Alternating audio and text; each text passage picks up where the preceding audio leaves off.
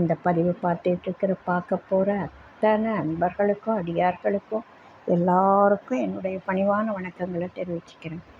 அன்பினை பெறுவாயாகில் அதர்மங்கள் அனைத்தும் நீங்கி துன்பமும் தவிர்ந்து போகும், துயரம் இங்கு உண்டோ சொல்வாய். வள்ளுவ பெருமான் தவம் அப்படின்ற அதிகாரத்தில் ஒரு தவத்தை எது உண்மையான தவம் அப்படின்னு சொல்லிட்டு வர்றாரு. அதில் நம்ம ஒரு குறளை இப்போ எடுத்துக்கிறோம். தன்னுயிர் தான் அறப்பெற்றானை ஏனைய மண்ணுயிரெல்லாம் தொழும். தான் தன்னுடையது, நான் எனக்கு அப்படின்ற அந்த தான் தான் தான் அப்படின்ற எண்ணம் இருக்குல்ல, அவங்களுக்கு சுயநலம் அதிகமாக இருக்கும். அந்த தான் அறப்பெற்றானை, அதாவது அந்த தான் எண்ணம் இல்லாதவனை மண்ணுயிர் எல்லாம் தொழும் அப்படின்னு வள்ளுவ பெருமான் சொல்கிறார்.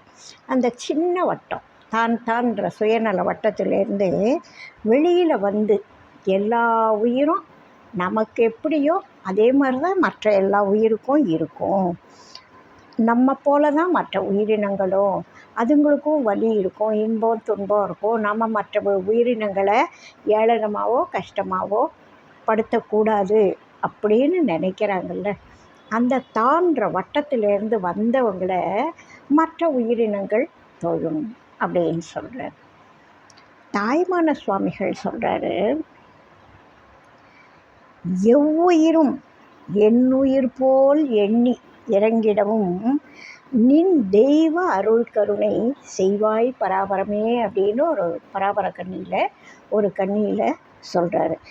எவ்வுயிரும், எல்லா உயிரையும் என் உயிர் போல் நான் நினைக்கணுன்றது என்னுடைய இஷ்டத்தில் இல்லை. அதுக்கு தெய்வ அருள் கருணை செய்வாய் பராபரமே. அந்த மனசு, அன்பான மனசு, தான் என்ற, அதாவது ஆணவ மலத்திலேருந்து வெளியில் வர்ற நிலைமை, அதனால் அதை நீ தான் எனக்கு கொடுக்கணும் அப்படின்னு சொல்லி கேட்குறாரு. எவ்வுயிரும் என்னுயிர் போல் எண்ணி இறங்கிடவும் நின் தெய்வ அருள் கருணை செய்வாய் பராபரமே அப்படின்னு சொல்கிறார். அது யார் கொடுக்கணும்? இறைவன் தான் கொடுக்கணும். ஏன் அவர் இறைவன் கொடுக்கணும் அப்படின்னா, மனுஷ சுபாவம் நான் எனது என்ற ஆணவ மலத்தோடு சேர்ந்து, அனாதியிலேருந்து ஆணவ மலத்தோடு சேர்ந்து இருக்கிறது தான் இந்த உடம்பு எடுத்து வந்த ஆன்மாவுடைய இயல்பாக இருக்குது.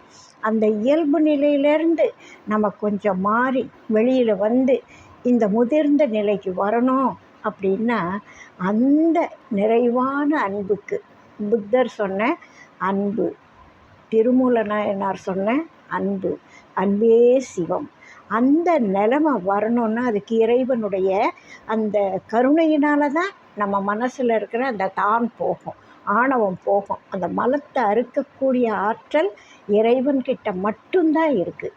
அதனால் கேட்குறாரு, நின் தெய்வ அருள் கருணை செய்வாய் பராபரமே அப்படின்றார்.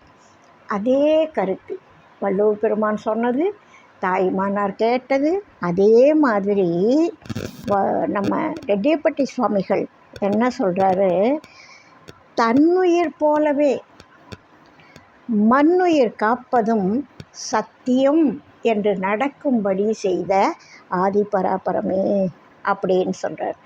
அதாவது இவர் மற்றவங்கெல்லாம் இப்படி இருந்தால் நல்லது, இப்படி இருந்தால் அது நீதி, இப்படி இருந்தால் நேர்மை, இப்படி இருந்தால் அன்பு அப்படின்னு சொன்னாங்க. ரெட்டியப்பட்டி சுவாமிகள் அதுலேருந்து கொஞ்சம் வித்தியாசமாக போய் அப்படி தான் நடக்கணும், இதுதான் சட்டம் அப்படின்னு அதை சட்டமாக்கியவர். இப்போது இடது பக்கம் போங்க அப்படின்னு சொல்கிறாங்கள, அது சட்டமாக்கப்பட்டது. அதனால் அது ஒரு ஒழுங்கு, நேர்மை, போக்குவரத்துக்கு சுலபம், வண்டியோட முட்டிக்காமல் இருக்குது. இதுக்கு காரணமாக இருக்கிறது சட்டம். சட்டத்தை மீறும் பொழுது தண்டனை இருக்கும். அந்த மாதிரி சட்டமாக்கியவர்.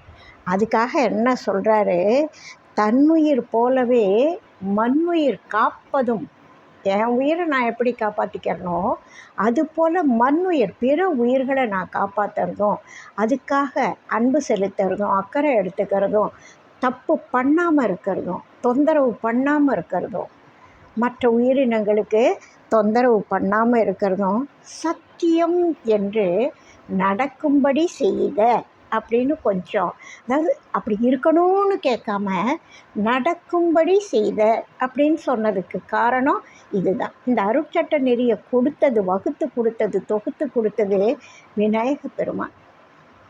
அந்த அதாவது குற்றாலத்தில் தவம் பண்ணி இவர் எல்லாருக்காகவும் கேட்குறாரு.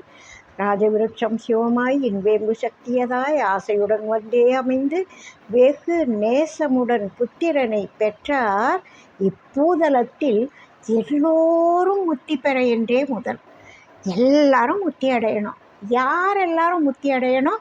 விநாயக பெருமானுடைய திருவடிகளை பற்றிட்ட எல்லாரும் முத்தி அடையணும். யாரும் அதிலேருந்து கொஞ்சம் மேலே ஏறி வர்றாங்க, வந்தவங்க நழுவி திரும்ப கீழே ஓடிடக்கூடாது, அவங்கள நீ விட்டுடக்கூடாது அப்படின்னு சொல்லி எல்லோரும் முத்தி பெறேன்றே முதல் அப்படின்னு தான் இவர் குற்றாலத்தில் தவம் பண்ணி இவர் கேட்ட வரமே அதுதான். எனக்கு அஷ்டமா சித்தி வேணும், அது வேணும், இது வேணும்னு அவர் கேட்கலை. எல்லாரும் முத்தி அடையணும். அதுக்கு என்ன வழி சொல்கிறேன்? கல்லாத மாந்தர் கருத்துக்கு இசைந்தபடி சொல்லாதிருந்தால் துயர்கான் பராபரமே. படிக்காதவங்களும் இந்த நல்ல விஷயங்களை, சத் விஷயங்களை, உண்மை பொருளை தெரிஞ்சுக்கணும். அதுக்கு என்ன வழி? அதுதான் சொல்லு அப்படின்னு தான் இவர் அடம் பண்ணி கேட்டார். அப்போ அவர் வகுத்து கொடுத்தது தான் விநாயக பெருமான் சொல்லி கொடுத்த ஐடியா தான் அருட்சட்ட நெறிகள். இருக்கிற எல்லா நல்ல வழக்கம், நீதி, நேர்மை எல்லாத்தையும் ஒன்றா அப்படியே மிக்ஸ் பண்ணி அதிலேருந்து கொஞ்சம் எடுத்து அருட்சட்ட நெறின்னு பேர் வச்சு இன்னன்னதை நீ செய்ப்பா, நீ நல்ல ஒழுக்கத்துக்கு வந்துடு. உனக்கு படிச்சிருந்தாலும் படிக்கலைன்னாலும் தெரிஞ்சாலும் தெரியலைன்னாலும் வழக்கத்தில் நீ நல்லதை செய். அதாவது ஒரு கிராமத்தில் ஒரு பழமொழி இருக்கும், வழக்கத்தால் மாடுகளும் செக்கை சுற்றும் அப்படின்னு சொல்லுவாங்க. அந்த காலத்தில் செக்குன்றது எண்ணெய் புழியிற இடம், பொருள் செக்குன்றது. அதை என்ன செய்வாங்க, இப்போ உரல் கிரைண்டர் இருக்குல்ல, அது போல் செக்கு இருக்கும். மேலே செக்குக்கு மேலே ஒரு குழவி இருக்கும், அது மிக பெருசு. அதில் கயிறு கட்டி நீளமாக மாடு 2 மாடை கட்டி இருப்பாங்க. அது ஒரே வட்டத்தில் சுற்றிக்கிட்டு இருக்கும். அது சுத்த சுத்த அந்த பொருள் வேர்க்கடலையோ அல்லது எள்ளோ தேங்காயோ அதில் போடும் பொழுது கொஞ்சம் கொஞ்சமாக அரைச்சி அந்த எண்ணெயை புழிஞ்சி எடுப்பாங்க. அந்த எண்ணெயை புழிய வைக்கிறதுக்கு செக்குன்னு சொல்லுவாங்க. அது அந்த காலம். இப்போ எல்லாம் கரண்ட்டில் வந்து போச்சு. சுவிட்சை தட்டினா மிஷின் ஓடும், எண்ணெய் புழிஞ்சி அழகாக கீழே வந்துடும், பிடிச்சி எடுத்துக்கிறாங்க. இதெல்லாம் இன்றைக்கி வந்த அமைப்பு. அந்த காலத்தில் அந்த செக்கு மாடை எங்கே விட்டாலும் சுற்றி பழக்கப்பட்டு போச்சுல்ல, அதனால் சுற்றிக்கிட்டே இருக்கும். அந்த ஒரே வட்டமாக இருக்கும். அந்த ஒரே வட்டப்பாதையில் அந்த 2 மாடும் நடக்கும். அதுபோல் இந்த அருட்சட்டத்தில் இருக்கிறவங்க நல்ல வழக்கங்களில் ஊறிடுவாங்க. குழந்தையிலேருந்தே, கருவிலேருந்தே ஊறிடுவாங்க. அதனால் அவங்களுக்கு அது வேணுமா வேணாமா, சரியா தப்பா, இதோட அர்த்தம் என்ன, எல்லாம் பொறுமையாக தான் புரியும். வயசு ஏற ஏற, அனுபவம் ஏற ஏற புரிய வரும். ஆனால் குழந்தையிலேருந்து அதையே வழக்கமாக்கிடுறாங்க. அதனால் அப்படி சொல்கிறாரு, அப்படி நடக்கும்படி செய்த அப்படின்னு சொல்கிறாரு. தன்னுயிர் போலவே மண்ணுயிர் காப்பதும் சத்தியம் என்று நடக்கும்படி செய்த ஆதி பராபரமே அப்படின்னு ஆதிபராபரம் அப்படின்ற பாடலில் இந்த கருத்தை சொல்லுவார்.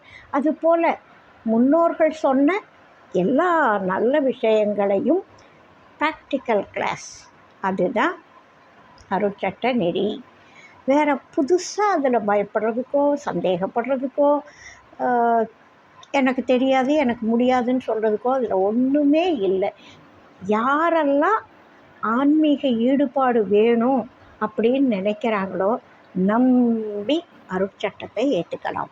அப்படி ஏற்றுக்கும் பொழுது நமக்கே தெரியாமல் நம்மளை நல்ல பாதையில் இழுத்துட்டு போய் எங்கே சேர்க்கணுமோ அங்கே அந்த பாதை கொண்டு போய் முடிகிற இடம் அதுதான். அது கொண்டு விட்டுடும். அதனால் இந்த அவர் வந்து கொஞ்சம் மற்றவங்கெல்லாம் இப்படி எனக்கு வேணும்னு கேட்பாங்க, இது செய்யணுன்னுவாங்க, அதுதான் சொல்லுவாங்க. மண்ணுயிர் காப்பதும் சத்தியம் என்று நடக்கும்படி செய்த, அது ப்ராக்டிக்கல் ஆக்கி கொடுத்த, நடக்கும்படி செய்த ஆதிபராபரமே அப்படின்னு சொல்கிறது கொஞ்சம் அதிக அழுத்தமான கருத்தாக நான் நினைக்கிறேன். இப்படி ஒரு நல்ல விஷயத்தை என்னன்னு தெரிஞ்சுக்கிறதோ, தெரிஞ்சுக்கிட்டதோ ஒரு பிறருக்கு சொல்கிறதோ எவ்வளவு நல்ல விஷயம் அப்படின்றது எனக்கு பிடிச்சிருக்கு. எனக்கு தெரிஞ்ச நல்ல விஷயத்த சொல்லணும்னு ஆசை இருக்குது. உங்களுக்கும் பிடிச்சிருந்தால் ஏற்றுக்கோங்க, மற்றவங்களுக்கும் சொல்லுங்கள். வாழ்க வளமுடன். வாழி எந்நாளும் மெய்மை, வாழ்க நல்லறங்கள் எல்லாம் வாழிய பெரியோன் நாமம் வாழியே வாழி வாழி. அடுத்த ஒரு பதிவில் அடுத்த ஒரு கருத்தோடு சந்திக்கலாம். வாழ்க வளமுடன்.